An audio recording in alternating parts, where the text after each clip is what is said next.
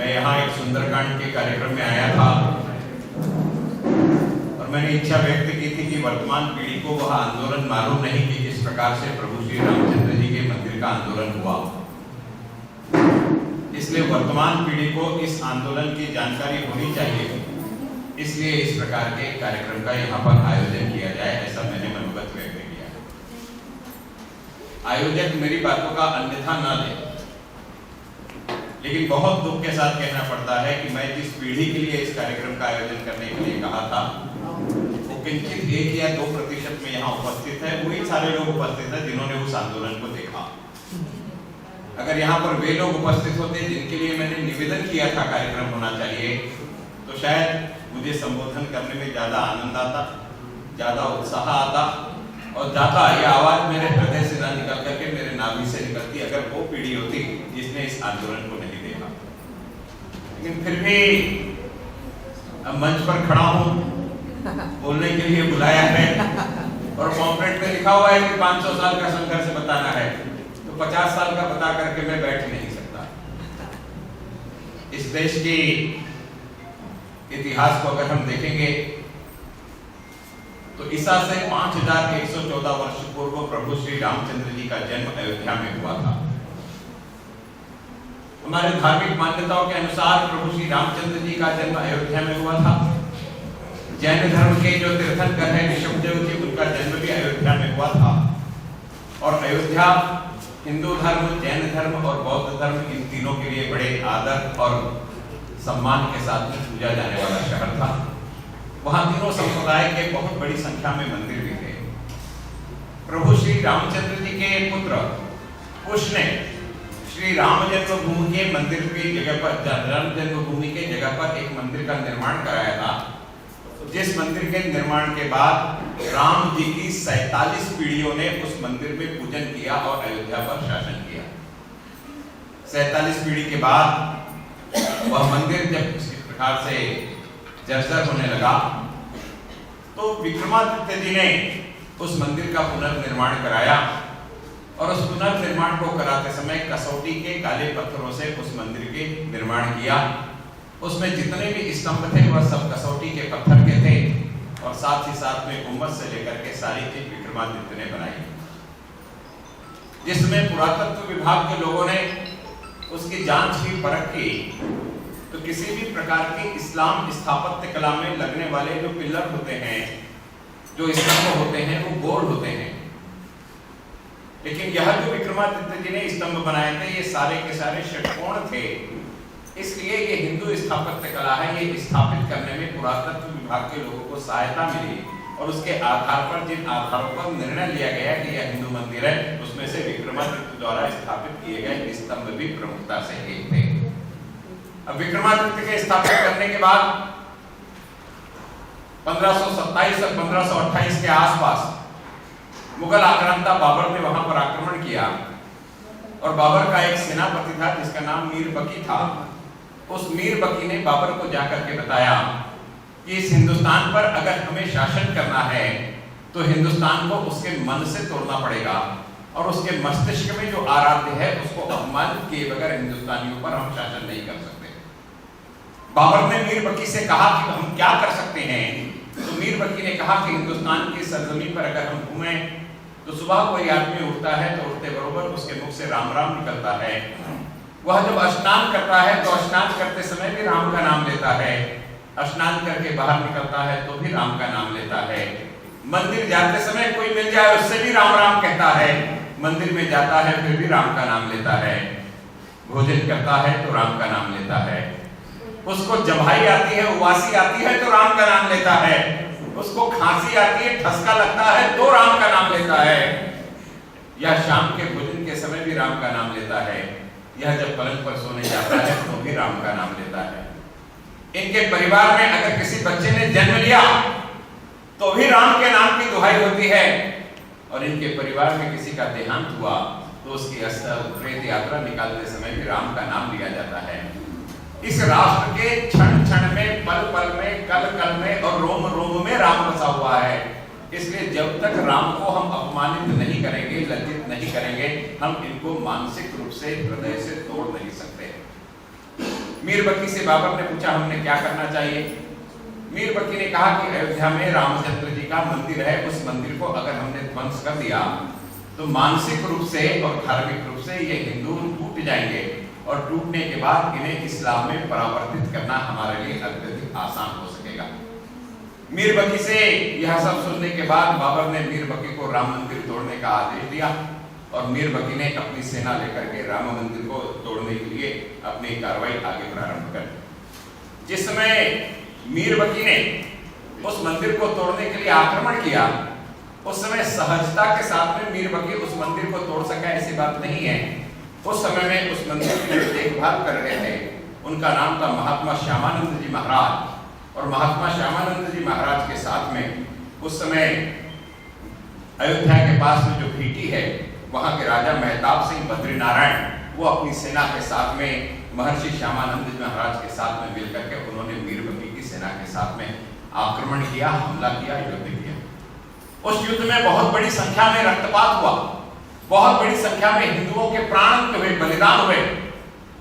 इतिहासकार जिसने लखनऊ गजेटियर को लिखा है, जिस इतिहासकार का नाम कनिंघम है, उसने लखनऊ गजेटियर के 66 नंबर के पन्ने पर लिखा है कि उस युद्ध में मीर बकी की सेना ने 1,74,000 हिंदुओं को कत्ल किया, उसके बाद वो उस मंदिर को तोड़ सका।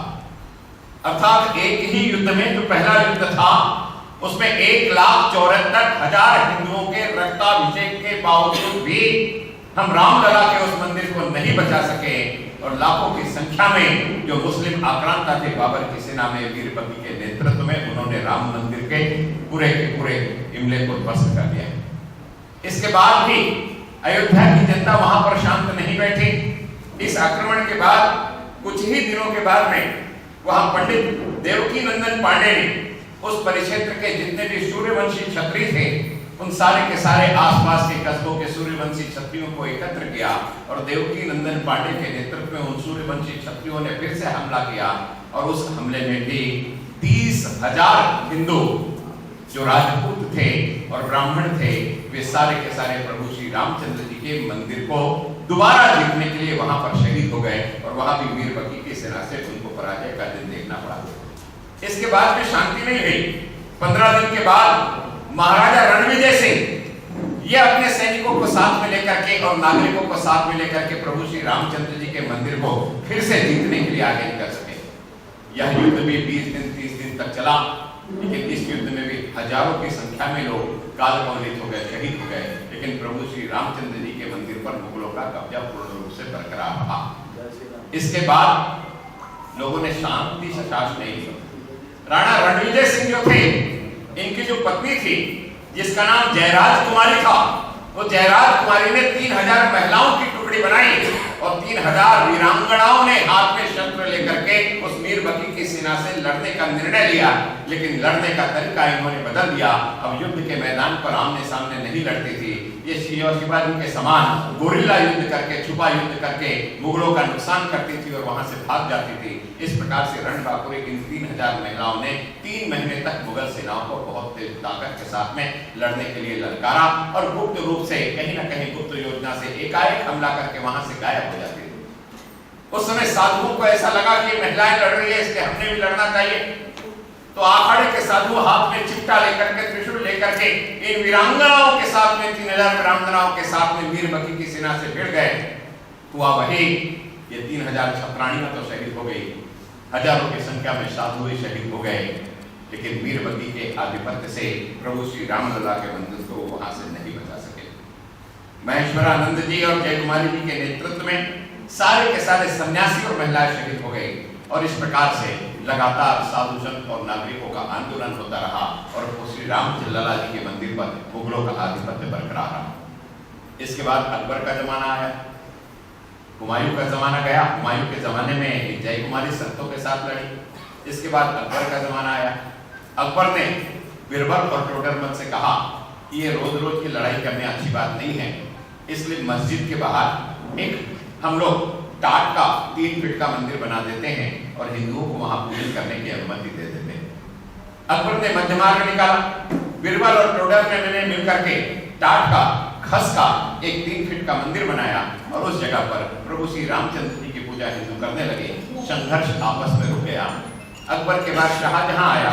शाहजहां ने भी अकबर द्वारा शुरू किए गए मंदिर पर अपनी आस्था दिखाई और उसके जमाने में भी हिंदू और मुस्लिमों का मंदिर के लिए संघर्ष नहीं हुआ।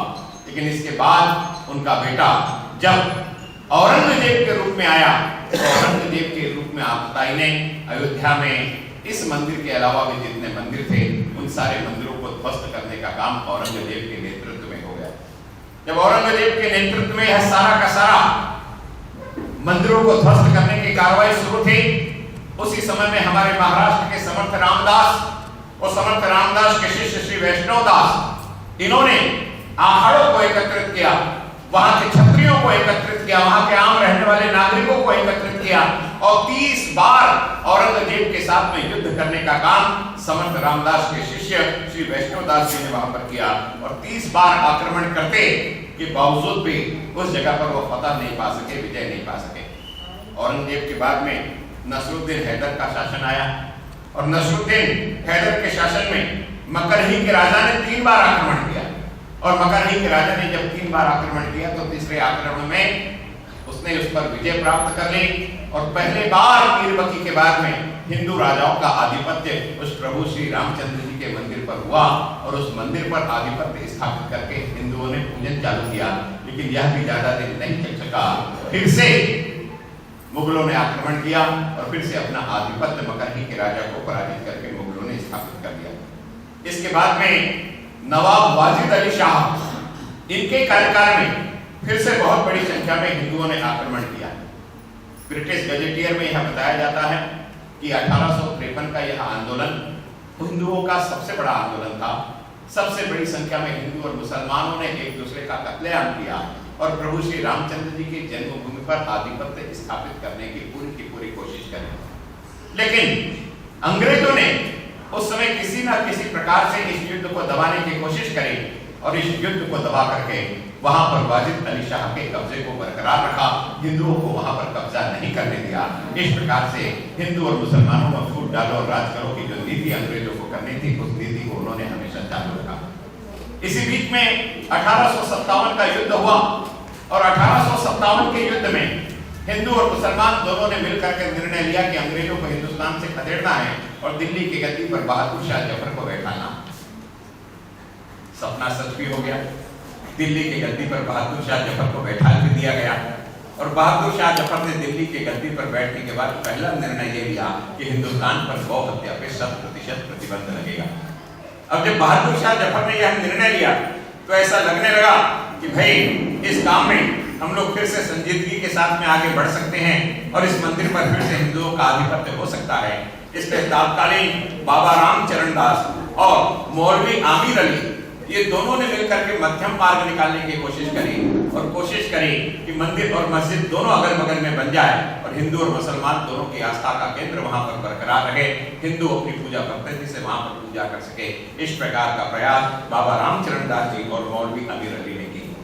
लेकिन 1857 के युद्ध में जो हिंदू और मुस्लिम एक साथ आ गए थे उस बात को अंग्रेज बर्दाश्त नहीं कर सकते थे, वे दोनों में विभाजित करना चाहते थे और एकता के इस प्रयासों को अंग्रेजों ने खत्म किया और मौलवी आमिर अली और बाबा रामचरण दास, इन दोनों को अंग्रेजों ने एक इमली के पेड़ पर फांसी पर सरेआम लटका दिया। दोबारा किसी ने राम मंदिर को सुलह करने की कोशिश की तो उसे भी फांसी के तख्ते पर लटका दिया जाएगा। इस प्रकार की आम रूप से लोगों के मन में भय उत्पन्न करने का काम अंग्रेजों ने किया। इसी के साथ 1857 की लड़ाई समाप्त हुई। 18 मार्च 1858 को इन दोनों को फांसी की सजा दी गई। लेकिन जो कट्टरपंथी मुसलमान थे, जो नहीं चाहते थे कि कोई समझौता हो, उनमें बड़ी खुशी की लहर जल दौड़ गई, कारण वहां पर मस्जिद का कब्जा बरकरार रहा और वह आधिपत्य मुस्लिमों का वहां पर बना रहा। 1889 में वहां अंग्रेजों ने मस्जिद के बाहर में एक बाउंड्री बना दी 1889 में, और बाउंड्री बनाने के बाद बाहर एक चबूतरा बना दिया और अंग्रेजों ने ऐसा निर्णय लिया कि बाउंड्री के अंदर मस्जिद रहेगी जहां जुम्मे के जुम्मे जाकर के मुसलमान नमाज पढ़ सकेंगे और बाहर जो चबूतरा बना हुआ है ये राम चबूतरा रहेगा और इस चबूतरे के ऊपर में हिंदू आकर के प्रभु श्री रामचंद्र जी की पूजा कर सकेंगे। इस प्रकार से झगड़े को समाप्त करने की कोशिश अंग्रेजों ने 1889 में करी। 89 में जब अंग्रेजों ने यह कोशिश करी तो 89 की इस कोशिश के बाद वहां पर हिंदू लोग बाहर पूजा करने लगे, मुस्लिम लोग शुक्रवार को जाकर के नमाज पढ़ने लगे। लेकिन इसी बीच में एक संत थे जिनका नाम रघुवीर दास था। उन्होंने फैजाबाद के न्यायालय में एक केस दर्ज किया और प्रभु श्री रामचंद्र जी के मंदिर पर हिंदुओं का आधिपत्य होना चाहिए इस प्रकार की पैरवी करने लगे। 1885 में दर्ज किए गए उस केस का किसी भी प्रकार से हिंदुओं के पक्ष में निर्णय ना आए, इस प्रकार से अंग्रेजों ने पुरजोर प्रयास किया और उसका किसी भी प्रकार से हिंदुओं के पक्ष में निर्णय नहीं आया और वो लड़ाई लगातार चलती ही रही। 1947 में उस मंदिर से मुस्लिम भी दूर रहे और हिंदू भी दूर रहे। इस प्रकार की भावना 1947 में निर्वाचित सरकार की रही और 1947 में निर्वाचित सरकार ने उस परिसर में ताला लगा दिया और ताला लगाने के बाद उस सरकार निश्चित हो गई कि अब तो इस परिसर में ताला लगा हुआ है, देश भी स्वतंत्र हो गया है, यहाँ किसी प्रकार की कोई अड़चन नहीं हुई। इसी बीच में एक घटना घटी। देश के तत्कालीन गृह मंत्री सरदार वल्लभ भाई पटेल ने निर्णय लिया कि सोमनाथ का जो मंदिर है उस सोमनाथ के मंदिर का जीर्णोद्धार होना चाहिए और सरकार ने महत्वपूर्ण भूमिका निभा करके उसका जीर्णोद्धार करना चाहिए। जैसे ही सोमनाथ की बात आगे बढ़ी और हिंदुओं का जागृति का एक वातावरण पूरे राष्ट्र में हुआ तो उस समय गोरखनाथ पीठ के जो महंत थे जिनका नाम अवैधनाथ जी था, उन अवैधनाथ जी ने कहा इससे अच्छा सुअवसर दोबारा नहीं आ सकेगा कि हम प्रभु श्री रामलला के मंदिर पर फिर से अपना आधिपत्य स्थापित करें। 22 दिसंबर की रात और 23 दिसंबर का सुबह होने से पहले 22 और 23 दिसंबर की रात में महंत अवैधनाथ जी अयोध्या के कुछ संतों के साथ में प्रभु श्री रामचंद्र जी के उस मंदिर पर जो ताला लगा हुआ था उस ताले को भीड़ के साथ में तोड़ करके अंदर घुस गए और अंदर घुसने के बाद में रामलला की मूर्ति को स्थापित कर दिया, मूर्ति की पूजा अर्चना की और वहां से वापस आ गए। उस समय ड्यूटी पर वहां दो जवान थे, एक हिंदू समाज का था और एक मुस्लिम समाज का था। हिंदू समाज के उस वहां के सिपह सलार को बता दिया गया था कि आज रात में मूर्ति आएगी, इसलिए उसने मुस्लिम सिपह सलार से कहा कि मुझे जल्दी घर जाना है, इसलिए 12 बजे से 4 बजे तक की ड्यूटी मैं कर लूंगा, सुबह तुम मेरी ड्यूटी कर लेना, ऐसा समझा दिया। वह जो मुस्लिम चौकीदार था वो सो गया, हिंदू चौकीदार ने ताला खोल दिया और अंदर जाकर के मूर्ति रख दी गई। पूजन कीर्तन भजन सब होने लगा। अब हिंदू चौकीदार ने आकर के मुस्लिम चौकीदार को जगाया, उसे दिखा कि कुछ तो भी मंदिर के अंदर से प्रकाश आ रहा है। जब उसने उस प्रकाश की दिशा में जाकर के देखा तो उसे दिखा कि वहां तो रामलला प्रकट हो गए। उस मुस्लिम चौकीदार ने चीख के चिल्ला करके कहा कि मंदिर के अंदर रामलला पैदा हो गए, मंदिर के अंदर लाल रामलला प्रकट हो गए। उस मुस्लिम चौकीदार की आवाज को सुनकर के अयोध्या के सारे वासी वहां पर जमा हो गए और वहां प्रभु श्री रामचंद्र जी के नाम का संकीर्तन प्रारंभ हो गया। संपूर्ण अवध में जंगल की आग की तरह खबर फैल गई कि रामलला मंदिर में प्रकट हो गए, रामलला मंदिर में प्रकट हो गए। यह बात जब तत्कालीन प्रधानमंत्री पंडित जवाहरलाल नेहरू को पता चली तो पंडित जवाहरलाल नेहरू ने तत्कालीन उत्तर प्रदेश के जो मुख्यमंत्री थे गोविंद वल्लभ पंत, उनसे कहा कि तुरंत ही वहां से मूर्ति निकाल करके फेंक दी जाए, हटा दी जाए वहां से मूर्ति निकाल करके और वहां ताला लगा दिया जाए। गोविंद वल्लभ पंत ने वहां के जो जिलाधिकारी थे उनसे कहा कि यहाँ से मूर्ति हटा दी जाए। वहां के जिलाधिकारी जो थे वो के नायर नाम के एक दक्षिण भारतीय व्यक्ति थे और दक्षिण भारतीय व्यक्ति ने वहां जाकर के देखा तो वहां रामलला की मूर्ति विराजमान थी। रामलला की मूर्ति और वहां पर भक्तों की संख्या को देख करके के नायर ने कहा कि अगर हम यहाँ से मूर्ति हटाएंगे तो आजाद भारत का सबसे बड़ा हिंदू मुस्लिम का दंगा यहाँ हो जाएगा, लॉ एंड ऑर्डर की स्थिति बिगड़ेगी, इसलिए मैं यहाँ से मूर्ति हटाने के लिए तैयार नहीं हूँ। के नायर जी की यह बात गोविंद वल्लभ पंत जी ने पंडित जवाहरलाल नेहरू से बता दी और पंडित जवाहरलाल नेहरू से बताने के बाद तत्कालीन गृह राज्य मंत्री कन्हैयालाल मुंशी को यह आदेश दिया पंडित जवाहरलाल नेहरू ने कि आप जाकर के वहां से उस मूर्ति को हटाने की पूरी कार्रवाई कीजिए। अब मिनिस्टर तो जाकर के मूर्ति को हटा नहीं सकता, इसलिए तो कलेक्टर और कमिश्नर को यह आदेश देना है। इसलिए गोविंद वल्लभ पंत ने फिर से के नैयर से कहा कि आप जाकर के उस मूर्ति को वहां से हटा दीजिए। के नैयर ने लिखित में आदेश दिया कि यह मूर्ति यहाँ से नहीं हटाई जा सकती और यहाँ धार्मिक उन्माद नहीं होना चाहिए, इसलिए मैं यहाँ पर ताला लगा रहा हूँ और ताला लगाने के बाद यह आदेश दे रहा हूँ कि यहाँ राम जी विराजमान हो गए हैं, इसलिए इसकी रोज पूजा करने की अनुमति हिंदू समाज समाज के एक पंडित को रह गए, अर्थात मंदिर भी बैठ गया, पूजा की अनुमति भी हो गई। अब यह सारी की सारी बात जब हो गई तो मुस्लिम समाज इसके विरोध में आक्रोशित होकर के पंडित जवाहरलाल नेहरू के पास गया। के नैयर को जब तलब किया गया तो के नैयर ने अपनी नौकरी से इस्तीफा दे दिया। इस्तीफा देने के बाद के नैयर को वहां के लोगों ने वहां चुनाव लड़ाया। के नैयर वहां से विधानसभा का चुनाव जीत करके गए। के नैयर इसके बाद लोकसभा का चुनाव भी जीत करके गए और के नैयर की पत्नी वहां पर विधानसभा का चुनाव जीती। केवल इतना ही नहीं, के नैयर का जो ड्राइवर था वो ड्राइवर भी वहां से विधानसभा का चुनाव जीता। इस प्रकार से राम और इसमें गवाह किसकी काम आई? वह जो मुस्लिम व्यक्ति था जिसने राम जी के पहले दर्शन किए थे, उसने पुलिस में गवाह दी, उसने कलेक्टर को गवाह दी कि यहाँ रामलला खुद प्रकट किए हैं, ये मैंने देखा है। और वो अंत तक, मरते तक इस बात पर कायम रहा कि ये रामलला के दर्शन मैंने किए हैं, मैंने अपनी आंखों से देखे हैं करके। तो उस मुस्लिम चौकीदार की गवाह के आधार पर वहां पर प्रभु श्री रामचंद्र जी 1949 से लगातार बैठे रहे और जिस समय बाबरी ढांचा उद्ध्वस्त हुआ उस समय रामलला की उस मूर्ति को वहां से हटाना पड़ा। इस दृष्टि से 1949 तक का यह सारा का सारा इतिहास मैंने आपके समक्ष बताया। 1949 में यह घटना होने के बाद वहां पर आधिपत्य स्थापित करने की लड़ाई हिंदू और मुसलमान दोनों में साथ साथ चल रही थी। 1983 में विश्व हिंदू परिषद का एक बहुत बड़ा सम्मेलन हुआ और विश्व हिंदू परिषद के उस सम्मेलन में प्रभु श्री रामचंद्र जी के मंदिर पर फिर से हिंदुओं का आधिपत्य होना चाहिए, इसलिए एक विशाल आंदोलन करने के बारे में रणनीति बनी। उस रणनीति में तत्कालीन भारतीय जनता पक्ष के नेताओं ने भी बढ़ चढ़ करके हिस्सा लिया और ऐसा निर्णय हुआ कि हम सब मिलकर के प्रभु श्री रामचंद्र जी के मंदिर के आंदोलन को एक राष्ट्रव्यापी आंदोलन का स्वरूप प्रदान करेंगे।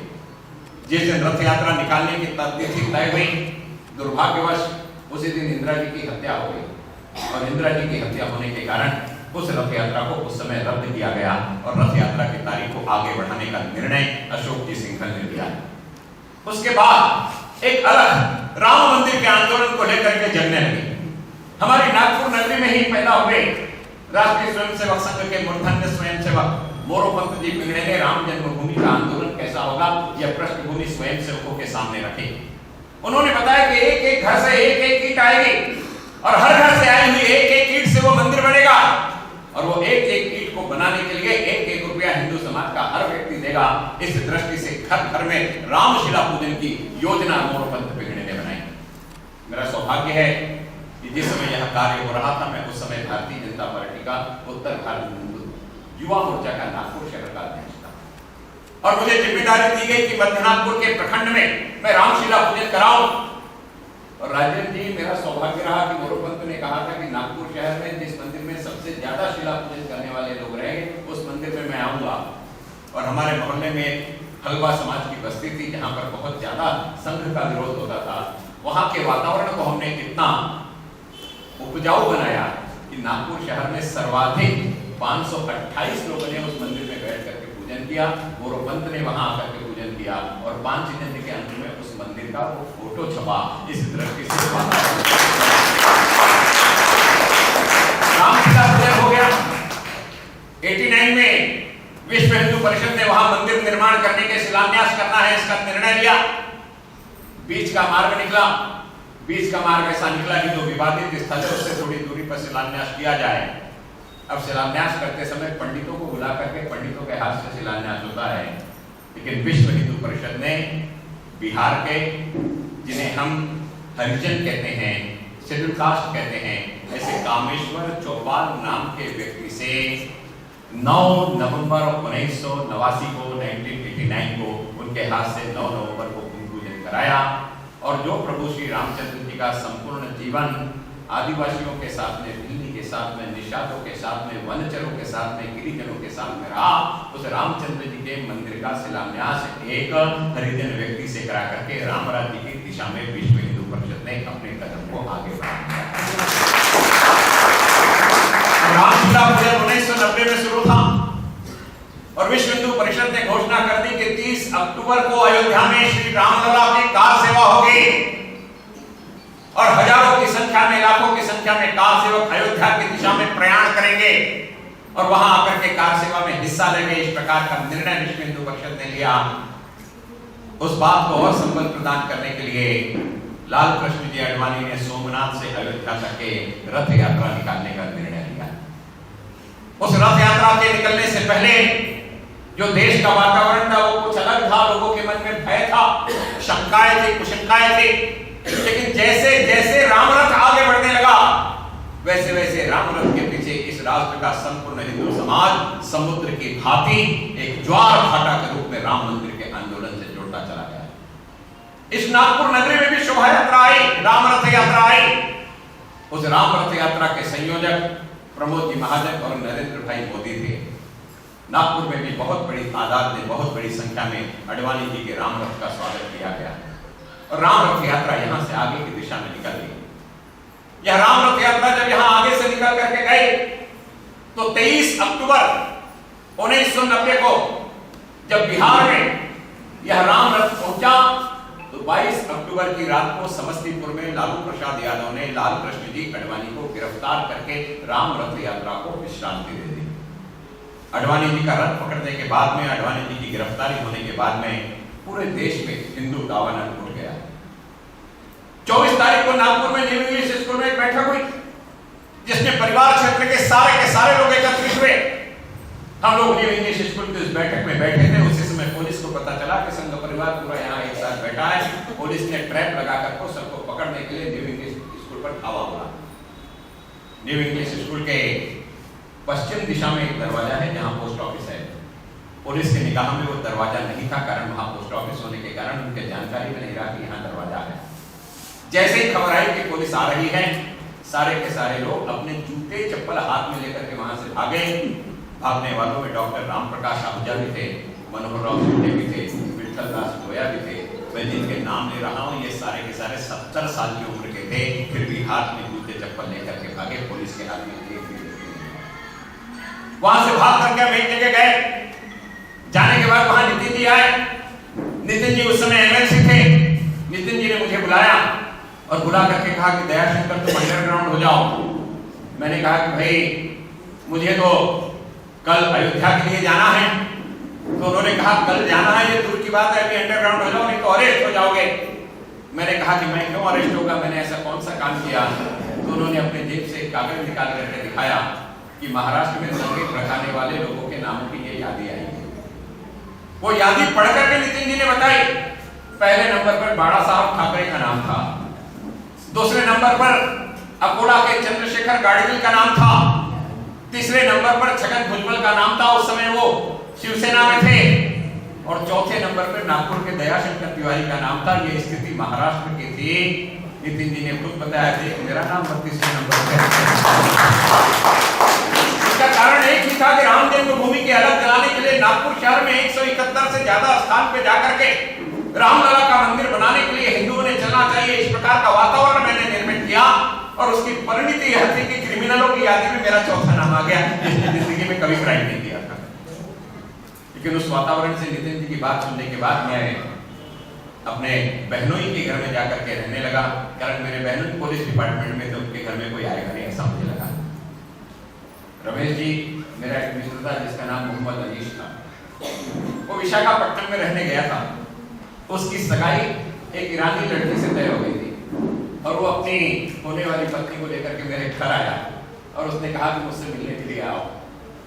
अब पुलिस की निगाह मुझ पर लगी हुई है। मोहम्मद अनीश एक मुस्लिम मेरा मित्र अपनी मुस्लिम पत्नी को लेकर के मेरे घर आया हुआ है और वो ईरान से यहाँ आई है, इसलिए मेरे घर लेकर के आया है। मैं बड़े धर्म संकट में था, मैं क्या करूं। फिर भी घर के पीछे से दरवाजे से जाकर के मैं मोहम्मद अनीस से मिला और उसको बताया मैं अयोध्या में राम मंदिर बनाने के लिए जा रहा हूं। उसकी पत्नी को हिंदी नहीं समझती थी, उसने उससे ईरानी भाषा में बात करके बताया कि अयोध्या में राम मंदिर बनाने के लिए जा रहा है।